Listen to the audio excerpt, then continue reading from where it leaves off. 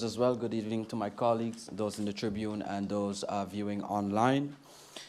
Firstly, I just want to commend the chair lady, MP Roseberg, for showing me that she's country above self.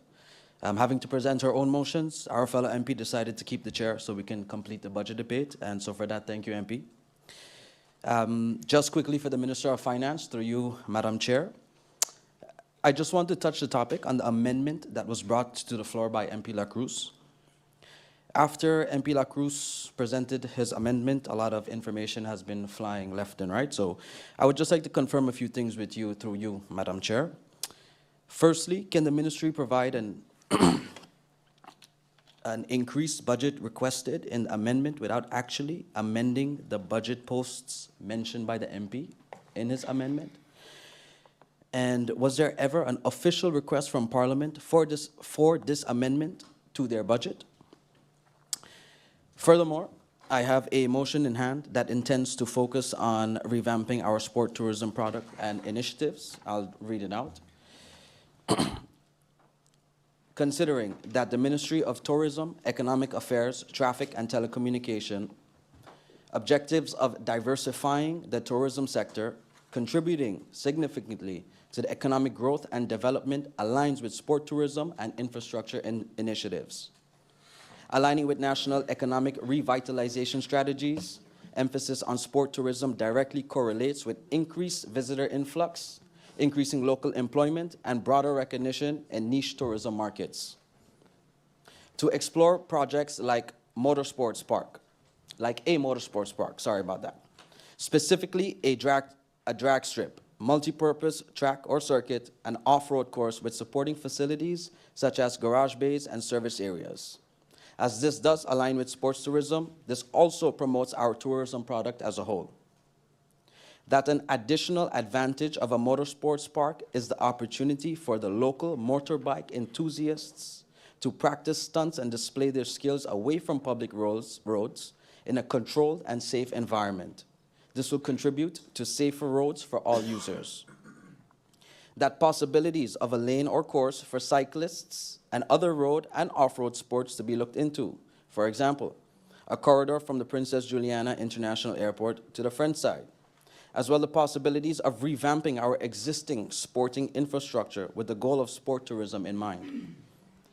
That local engineering firms possess the necessary technical expertise and also an intimate understanding of the dynamics of our local construction environment, ensuring more accurate and contextualized evaluations.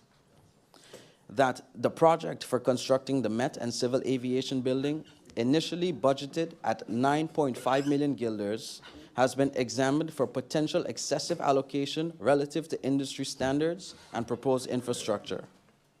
The current plans indicate a total usable space of 1,304 square meters, leading to a calculated construction cost of approximately 9,195 guilders per square meter. This pricing exceeds typical regional construction industry standards, which are generally between 3,500 guilders and 6,000 guilders per square meter. In recognition of this, in the case that the complete budgeted amount is not fully used, a conditional reallocation of the proposed funds is recommended, subject to validation by an independently verified engineering assessment, ensuring that any repurposing of funds does not compromise the essential quality and structural integrity of the Met and Civil Aviation Building.